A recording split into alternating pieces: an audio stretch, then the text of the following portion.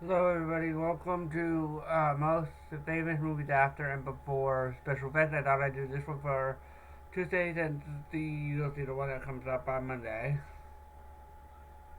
It was supposed to be the Monday before, but like last week or two, but uh,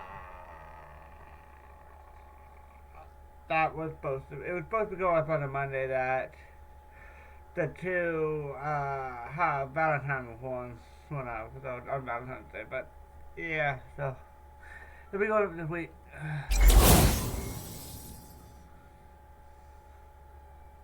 More often than not, the award-winning visual effects are the ones which eventually become the film's most unique selling point.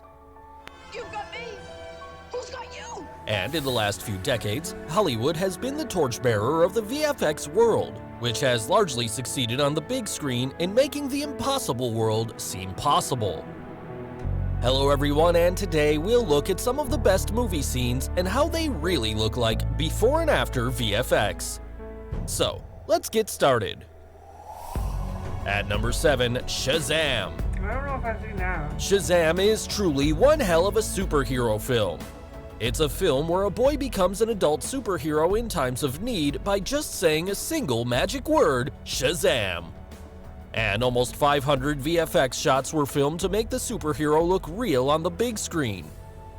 The best scene of the movie was when Shazam and Dr. Sivana, the antagonist, battled it out in a grand aerial shot. When you watch them flying in air, they're actually in a controlled environment surrounded with blue screen. And it was not just the blue environment involved. To control their movements in the air, several people in blue bodysuits kept the hero and villain afloat by holding the two up in mid-air. The characters were flown in air using a weird contraption resembling a two-pronged tuning fork rig. Also, wires were attached to their backs to make them lift in the air. Not just this fight scene, many other effects were created using the fork technique. The several scary monsters you see in the movie were just few people dressed in weird suits on set, with CGI later added in. Oh, wow. The famous bus sequence was actually shot with not one, but almost 5 to 6 buses, with some of them half-sized for certain scenes. So Shazam had a great balance of fantastic storytelling and special effects to eventually create a great visual spectacle. At number 6, I Am Legend. Ooh, yes. It is a post-apocalyptic film where Will Smith played the role of a virologist and was the last man standing and escaped a pandemic that turned the whole humanity into nightly, blood-sucking creatures. The film involved more than 800 visual effects shots. The challenge for the VFX team was to create the decaying New York City. They achieved this by first removing any signs of human activity in the live-action plates, including any moving elements such as vehicles, pedestrians, and also electrical devices such as traffic lights, billboards, etc. Then they added aging and weathering to the cityscapes, so the whole sequence where Smith was seen walking around in the city was shot on stage. Only few abandoned cars and the grass covering where he walked on were real. Everything else was surrounded by blue screen and had to be created digitally. There was a scene where the virus-infected dog attacks Smith. Now, the team first pondered on creating the infected dog with prosthetics makeup and a green suit man. Instead, the realistic-looking dog was a lot more than just a man holding the puppet, and was completely computer-generated. This made the infected creatures in the film to look completely believable. At number 5, Jumanji: The Next Level. I want to watch There's that always again. a feel-good factor whenever we watch the Jumanji series of films. The visual effects in it ranged from a herd of ostriches attacking the characters to giant anacondas, hippos, horses, and the not-so-happy mandrills. To create this visual masterpiece, almost 5,000 VFX artists were hired by the various VFX companies. The ostrich attack was a famous scene in the film. Obviously, the birds weren't real and created using CGI. But to make the digital version of the bird that's twice the size of a human and looking different than their real-world equivalent was quite challenging. The feathers of each bird had their own dynamics and the artists could control it. The environment was windy, so they wanted the wind to be blowing right through the feathers and for them to feel alive. So the team Fair. generated all their footprints, feathers, and their interaction with sand and dust. In all, the movie involved more than 1,900 VFX shots to make the film look realistic on screen. Wow. At number 4, Guardians of the Galaxy.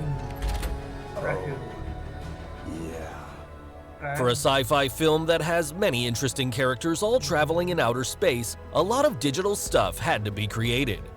So the film featured almost 2,800 visual effects shots, which made up approximately 90% of the film. Wow. Rocket the Raccoon and Groot the Tree were two famous characters that the team focused on quite a lot. For instance, when creating Groot, MPC realized early on that his eyes would be essential in maintaining the character's human qualities, as his face couldn't move in a way that humans do. So the final approach made use of a mime on set who would wear a blue bodysuit.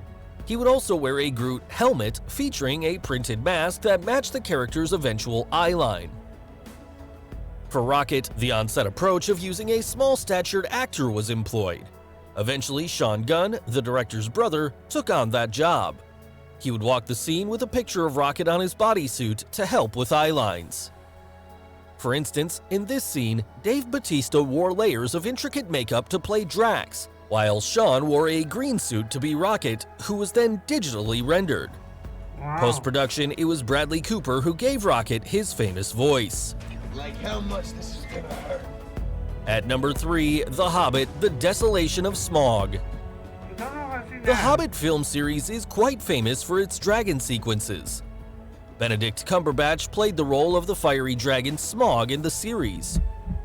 To resemble the movements of that giant creature on screen, he also acted for the role in a motion capture suit.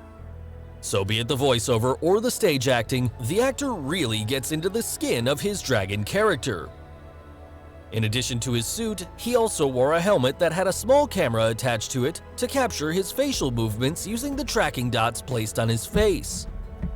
Here's how the dragon scenes eventually panned out after applying the visual effects. Wow. You can see him rolling and moving around on the carpet to perfect the movements of the scary dragon. So the team built the dragon layer by layer, from the shape of his skeleton to the way he moves around to the texture of his skin. At number 2, Captain America: Civil War. There is one famous scene where the captain prevents a helicopter from flying away with just his bare hands. When we look at it the first time around, dragging that helicopter almost down to the surface seems impossible. To accomplish this scene, a helipad was built at the studio with a large prop helicopter already placed on a hydraulic arm. The set was surrounded by green screen so that it could later be replaced with the digital version. So the helicopter is CGI, while Chris Evans acts against a green screen on a motion-controlled rig. He grabs a controlled helicopter landing rod attached to the rig, and the rest is added digitally. So finally, the number 1 movie in our list is John Carter. This 2012 film received a lot of praise for its 2012? visuals. There are many scenes in the film involving I don't know, I haven't VFX. seen it. For instance, the various scenes involving the alien creatures. To create the alien in this scene where he approaches John, the actor wore a gray suit and a helmet fitted with a camera to capture facial gestures. Also, the scenes involving the giant buggies on which the characters travel were actually shot on a custom-made stand-in buggy. Similarly, here you can see Andrew Stanton, the director on set, where he is directing the actor sitting on a spaceship surrounded by giant green screens. So guys, hope you enjoyed this video, and do you really like movies involving VFX? And which one of the 7 movie scenes is your favorite? Let us know in the comments below. I mean, again, I'm not too big on this, but on like behind the scenes special effects stuff, don't get me wrong. I mean, I know that there are some people that are. I mean, this wasn't that bad. Pretty interesting. You know, so let me know what you guys think in the comments below if you want. And if you can, one comment. If you do too, I'm most likely just gonna notice one. I'm gonna look at them both, but I'm gonna probably heart one kind of thing. So you know. So I'll see you guys in the video tomorrow.